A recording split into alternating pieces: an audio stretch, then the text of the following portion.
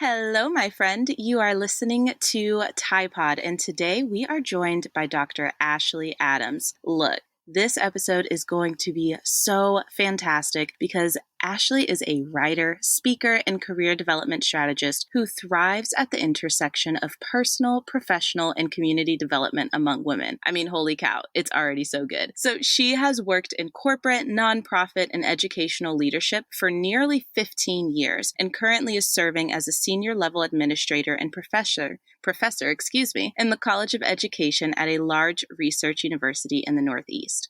Her career development and leadership platform, Mentor Me, leverages her own proven career advancement strategies and developed a high-impact framework for helping women get unstuck in life and career. She uses mentoring to serve women and teach them how to utilize their leadership skills to thrive personally and professionally. And today, we are coming at you with a very, very interesting conversation, something that you don't hear spoken about very much in this space, which is how the heck you can manage a demanding boss and or coworker as a entrepreneur. So I know a lot of you are intrapreneurs, right? Where you have your own business, but you are working on a team as a contractor and sometimes as an employee, maybe even as a recurring freelancer. So when we are working with extremely demanding bosses and coworkers, there are some tips and techniques that can help us out. And Dr. Adams is here to spill all of it for you.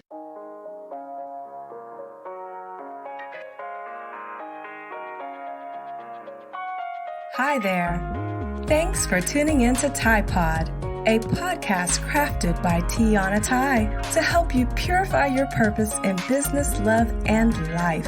Whether you're an entrepreneur, dog mom, or just getting started, you're bound to find value as Tiana dives into meaningful topics each episode. So, settle in, turn up the volume, and welcome your host, Tiana Tai.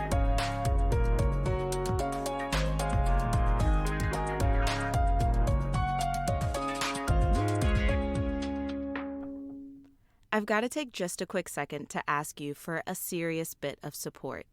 TiPod would not be possible without your reviews, your comments, and just all of the positive feedback that we've been receiving so far. So if you haven't already, please go on, hit subscribe to make sure you're not missing out on any of this good and free content, and also be sure to leave a review. You may think that I'm not looking at them, but I swear to you, my friend, I read every single review and it just makes my heart so happy. So if you haven't already done so, hit pause, leave a review, and then let's get back to the goodness. So I'm going to stop complimenting you and ranting about you, and I'm going to let you take over from here, Ashley, and introduce yourself and let everybody know just a little bit about your journey and what's brought you here today. Well, first, I'd like to just say thank you so much for having me. I'm thrilled to be here. And thanks so much for the beautiful introduction. As you mentioned, I'm Ashley. I am a career development mentor and strategist, and I primarily serve women, Black women in particular, in really helping those women think more intently about what their career development goals are and how they can leverage the skills they already have to advance and grow their careers. I really love the work that I do, both in higher education and also my work and full-time work as an entrepreneur and serving women through mentorship. And I'm really excited because this is a really critical time in our world, in the world of work in particular. And I think now more than ever, women are motivated to really bring their whole selves to work and leverage all of who they are in the workplace in a meaningful way. And I'm really excited to be able to serve them as a mentor during this time and help them advance in the ways that they desire. And so many of the women that I serve are really looking to be compensated at a higher level. They know they have skill sets and they're not being compensated well. They want to have more impact, right? They have a lot of skill sets, they have the degrees, but they're not having real impact at work. They want more visibility. They want to work for organizations whose values match their own. And I'm really thrilled to be able to serve them and aid them with strategy and positioning to do that well. Yes. And I know that you are working, I won't say primarily, but you do a lot of work with professional women, maybe still working in the corporate space. But I also happen to know that the topics that you speak about and your expertise is extremely, extremely applicable to this entrepreneur community, especially the ones here at Tide Pod, because y'all know I know who you are. So when I saw what you do, Ashley, I was like, oh my goodness, even entrepreneurs, the freelancers, the contractors, everybody can use this knowledge and this wisdom to really learn how to advocate for ourselves within the workplace. Yeah, so true. And it's so funny that you say that because I personally have totally shied away from entrepreneurship. And even as a mentor and coach, I'm like, I do not serve mentors. I do not serve entrepreneurs. I do not serve entrepreneurs, but I can't get away from it. The career strategies that I help my mentees who work in corporate, nonprofit, or educational leadership are also absolutely applicable to entrepreneurs. In fact, I do have several mentees who are entrepreneurs or intrapreneurs, like you mentioned earlier. And it's because as we grow our careers, whether our careers are in entrepreneurship or they're in a more structured or traditional space, we have to leverage what we have and navigate really challenging situations and challenging personalities and people to really position ourselves as the experts that we are. Too often, women find themselves shrinking and shying away from difficult conversations, feeling like they're marginalized and they're not able to do that well. And my mentorship model really helps them do that in a more impactful way through really understanding who they are, understanding who the people that they work with are, and learning how to leverage what they know to make meaningful advances in the workplace.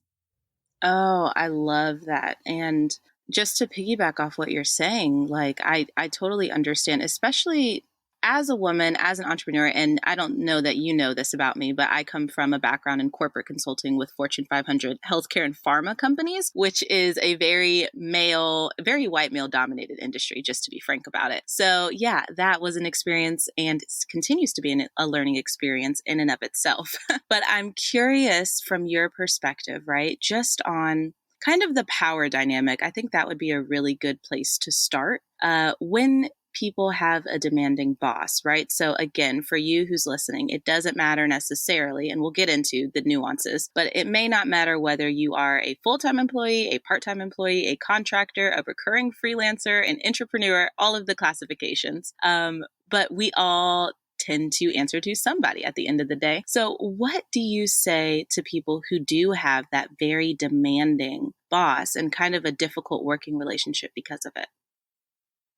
I think the first question I would ask is what are they demanding about?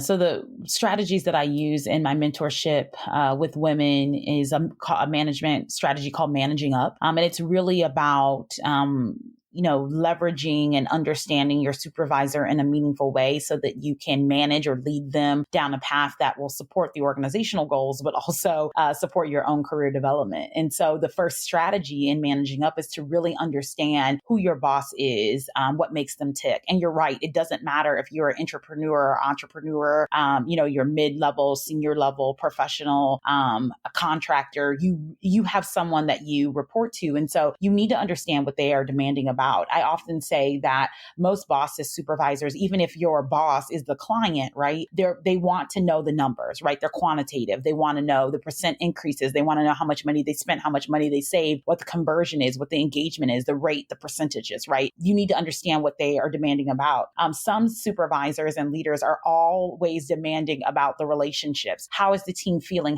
What do they think about this? Are they engaged? Are they connected? Do they feel served? How are they feeling? Right? Like this sort of this emotional connection to the client or to the overall person you're serving. And then other bosses are all about, and this is true of my boss, even in my workplace, it's all about the relationship. Well, who said it was okay? Does so-and-so approve? Have so-and-so looked at this? Do they think that it's a good idea? Have we quote unquote run this up the chain, right? And so you really need to understand what the person that's demanding things of you is demanding about. And then once you understand that, right, once you have a ton of clarity on exactly what they care about, then you can leverage that to really manage the demanding behavior. measure. So once you understand that maybe they're a quantitative person, they just want to know the numbers, they want to know the percentage saved. So then you ask some really detailed and clarifying questions. What are your expectations of me in this role? So I need to know exactly what numbers to report out. I need to know exactly what the metrics are to hit. I need to know exactly what the key performance indicators are, right? The KPIs that I need to hit. I need to know exactly what those are.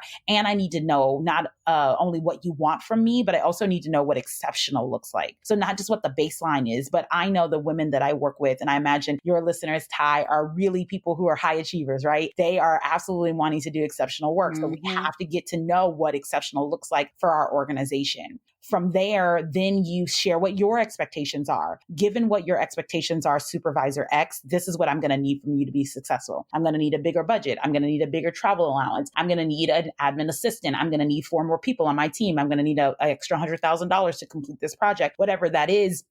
Once you've understood what their expectations are, now it's time for you to really get clear about what you need from them to be to meet those exceptional goals, and then how you like to be communicated with. And thus, I then want to meet with you, once a month for 60 minutes to be able to go over these goals and make sure I'm hitting those metrics, or to share with you what my strategy is, or to get your feedback and suggestions about next steps. And then, of course, you under promise and over deliver. You're always going to, because now you know what the baseline is, you know what exceptional work looks like, and you're going to be absolutely tied into that matrix, so that it doesn't have to be a demanding relationship, because you know what they demand and you can meet that and exceed it again and again.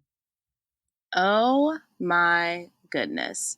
So if your brain is moving as quickly as mine is, my friend, she just hit us with the knowledge. Okay. So what's really sticking out to me about everything that you've just said is essentially taking kind of like that work backwards approach, right? So, okay, you say they're demanding, but let's start with what is it that they're being demanding about? And starting from there and utilizing kind of that, I'll call it an analysis that you're completing on the boss or on the coworker, and utilizing that information to then help you learn what it is that you need to ask of them as well. Brilliant. That's fantastic. Thank you.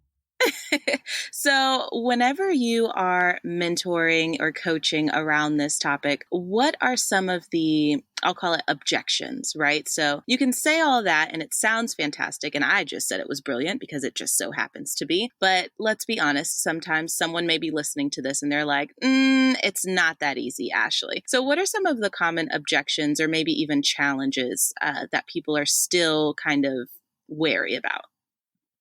Ashley, you don't know my boss.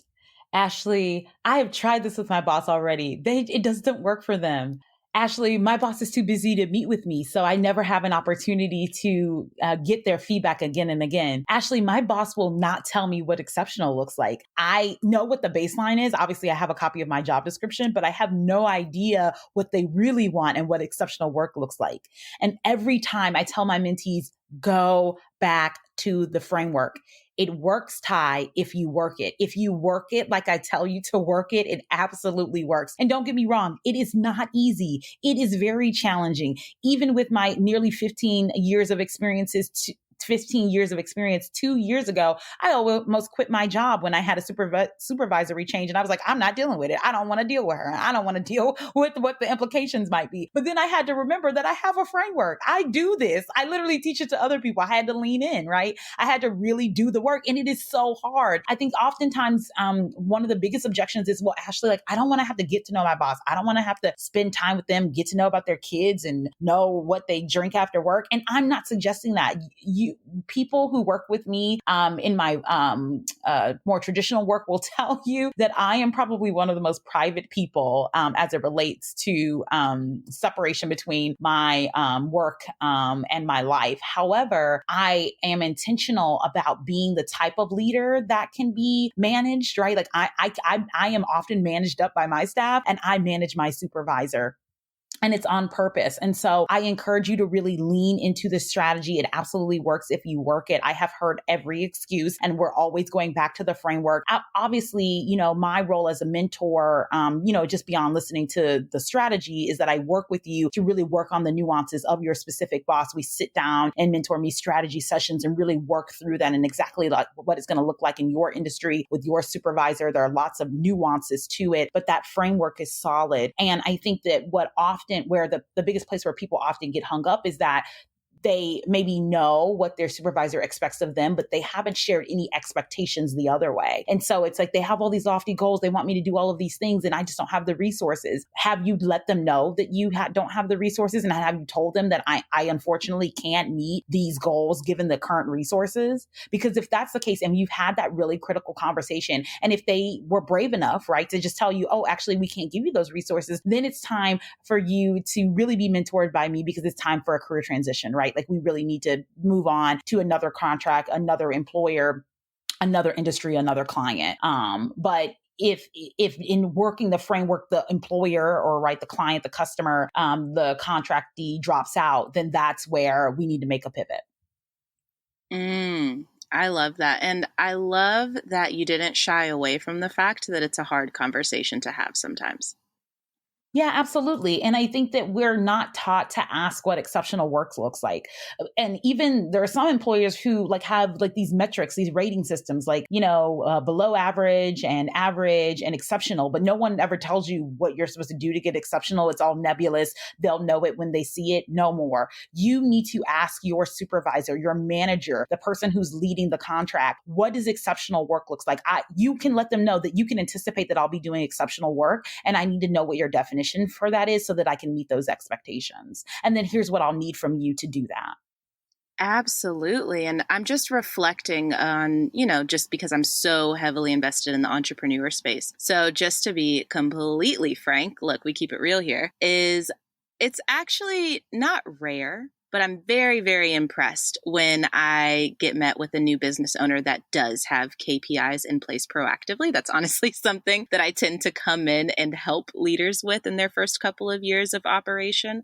But I'm loving what you're saying about asking beyond, right? Beyond the job description, beyond the KPIs, what does exceptional look like? Because y'all, if you're paying attention, first of all, Ashley, you just taught me something because it's a great reminder to challenge not only the person who has the job, right? So you who's listening, but also to challenge the leaders to think through those things because those are the cases where I do see a lot of leaders start to not only be demanding, but start to micromanage and things like that because they're just like, well, nobody does this work like I do it. They're not showing up as much as I do. They're not as committed to this business, to this mission, to this vision as I am. And that's when we get into those conversations around, well, do they know what the vision and mission are? Do you have KPIs outlined? And even beyond that, have you told them what exceptional looks like? That's such an excellent point. I just really needed to highlight that. Thank you. And I want women to know that it is because I've been doing this work for a long time that it flows off of my lips, right? Mm-hmm. I have scripts for my mentees. We practice this work. It is not easy, but it is hard, in fact, but you can do hard things. You can do hard things. And whatever stage in your career development you are, now is the time to be doing hard things, to be having really challenging career development conversations, because the first time you advocate for yourself won't be the last. You're going to have to advocate for yourself again and again and again at whatever stage you are in your career or entrepreneurial ventures. And it's important that you start today. I have to take a moment to thank the sponsor of today's episode, Primally Pure. Y'all, I'm not going to get too deep into this, but I've tried a lot of natural deodorants, and my husband disapproves of 99.9% of them. But not my new Primally Pure Charcoal Deodorant. I have been so excited to share this with you because I have been testing it myself for 3 full months before I decided that it was worth sharing.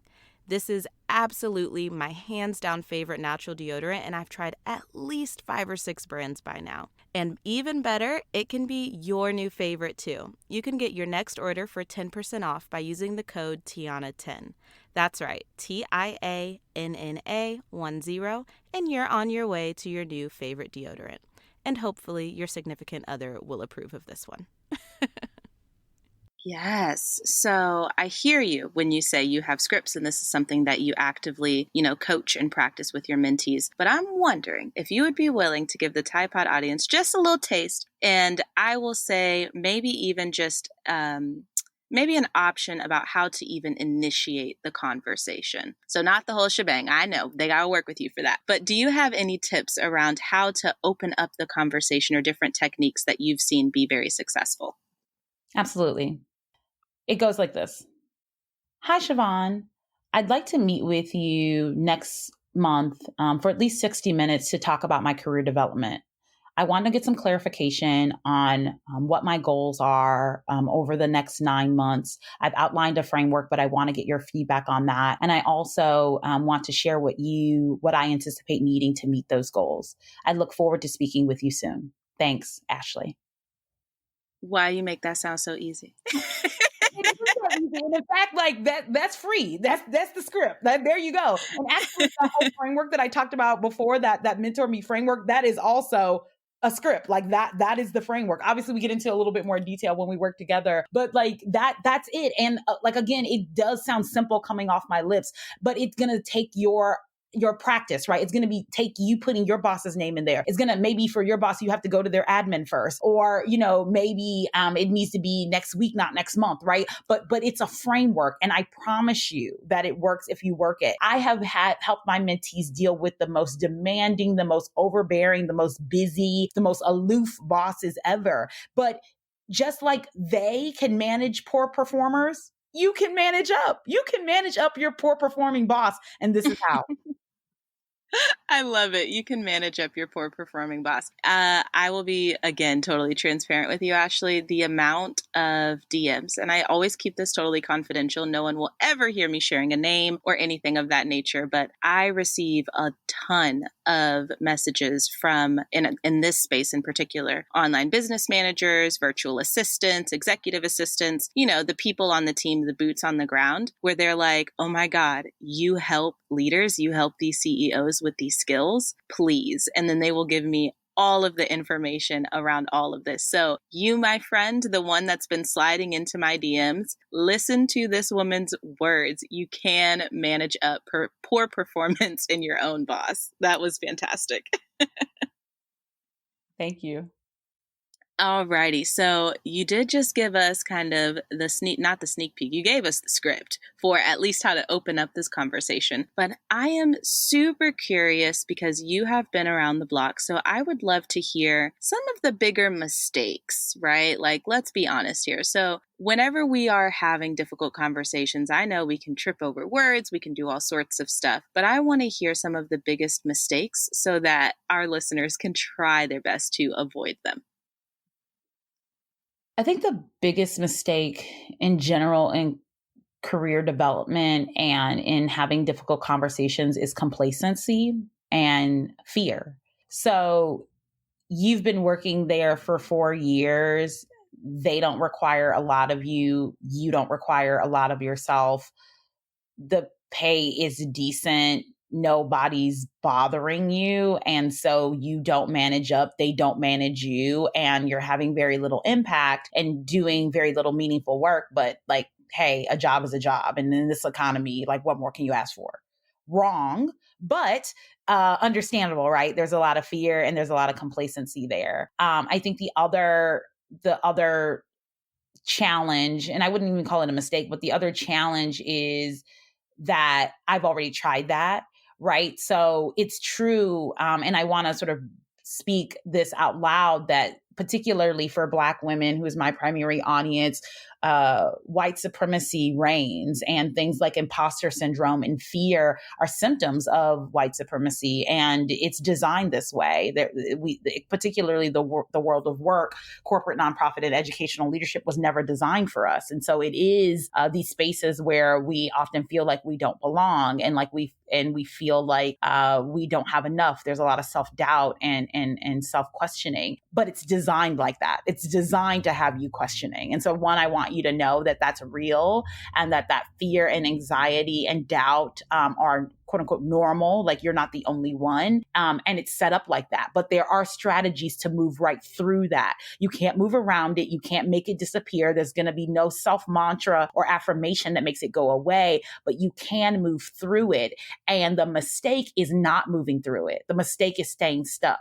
The mistake is literally letting cement fold around your feet and your toes and your ankles, and now you're stuck. So to get out of the mistake, to get out of the challenge is to move forward. Baby steps, a full out sprint, but just move forward. Don't get stuck. And if you are stuck, then this is where you ask for the lifeline. This is where you reach out and ask for mentorship. This is where you do the real work of building community with someone who's an expert, i.e. me, so that I can serve you and help you get unstuck to really move from where you are to where you want to be. This is a side note, but I think you're a poet, FYI. So Thank you. I'm definitely going to put that in my bio. Poet. Yes. Yes. I was like, first of all, this analogy right now is just really hitting. Okay. So I would excuse me. I just think that the fact that you just brought up kind of the reality and some of the issues around what the system looks like, especially in the world of work, is so valid and is honestly a difficult but a life-giving conversation. So I'm wondering if you could speak a little bit more about some of the nuanced challenges that women are having speaking up, not only when there's a power dynamic, but also understanding that these systems and these inequalities and these issues are still very well full and alive. And maybe if, their boss or their coworker or whomever is being challenging, is of a different background and that's presenting a unique challenge, is that something that you see often? And what would you say to her right now if she's listening? Yeah, absolutely. I think that cross-cultural differences on one end and flat out racism and discrimination on another end are real challenges that Black women in particular, women of color more generally, and then women, right, face. And so absolutely, I see it. And I think that if you are experiencing that in the workplace, I want you to know that it's not your job to fix it. This is a controversial comment, so, do with it what you will, but it's not Black women's job to fix racism at work.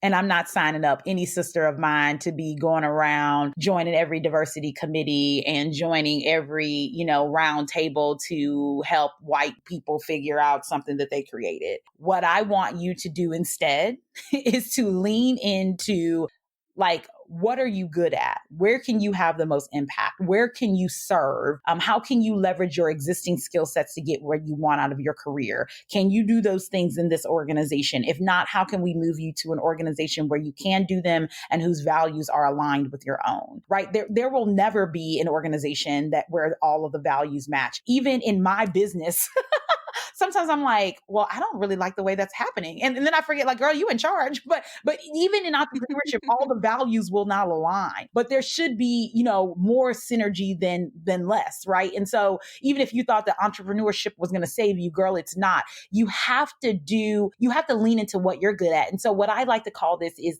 leaning into your area of expertise, or leaning into your career area of impact, or for the entrepreneurs, sort of leaning into your CEO. You need to start delegating and releasing all of the work that's not assigned to you. And so if you are, in trying to navigate, right, a colleague, maybe a white female colleague who is regularly delegating work to you like you are her subordinate, or dismissing you in meetings and, not allowing you to serve in the capacity where you actually do have experience and expertise, I think it deserves some interruption.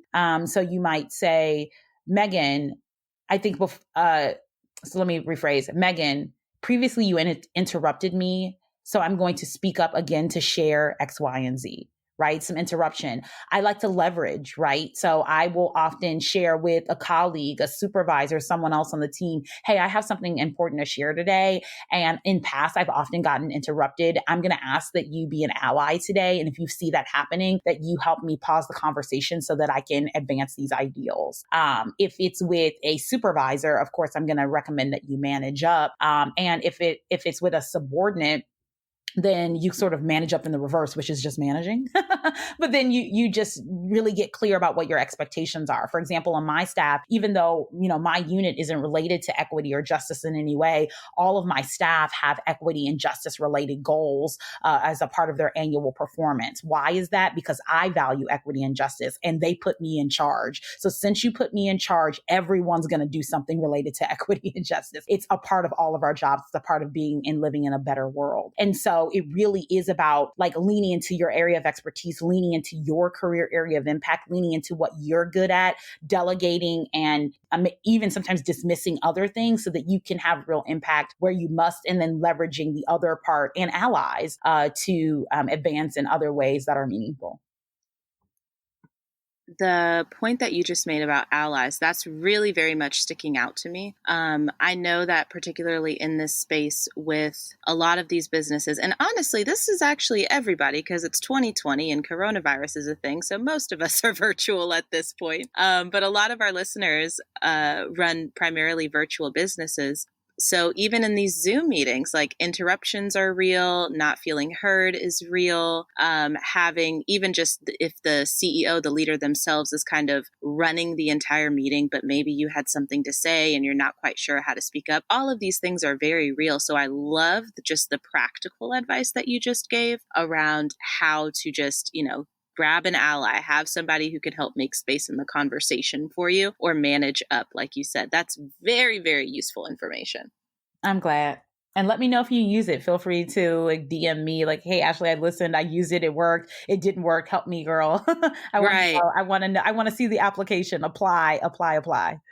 Oh my goodness. Yes, absolutely. Alrighty. So we are coming on the tail end of this conversation already. It's crazy, but I would love to hear from you. Just like, is there anything that you wish I would have asked you or anything around this conversation that you really want to just like nail home so that the people do not forget it? Chances are you already have the skills that you need to advance your business, your life, and your career. And at this point, it's about learning how to use what you already have to get what you want.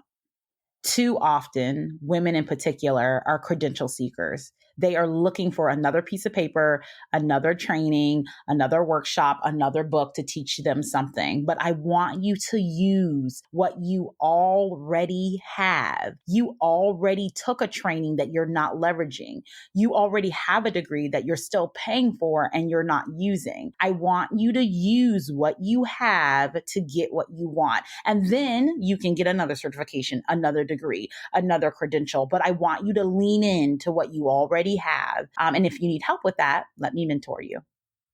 Yes. Oh my goodness. So you are speaking to me, the me of a few years ago, to be honest with you, just to validate what she said. I mean, those of you who are longtime listeners know that I am a type 5 on Enneagram. So Ashley, I don't know if you're familiar with Enneagram, are you? I'm not.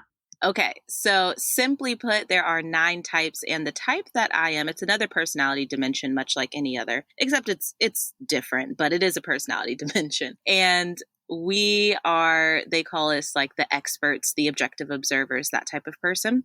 But we also happen to be like credential seekers. I think it's because it's rooted in this identity of showing up as an expert. There is a very high demand just internally for like, let's go get the master's. And then after I got my master's, do I need the PhD or can I utilize my master's? And it's like, ooh, there's this training and that training. And maybe I want to get certified in this and that. And I just absolutely resonate and adore with what you're saying with use what you have. It will do it if you leverage it.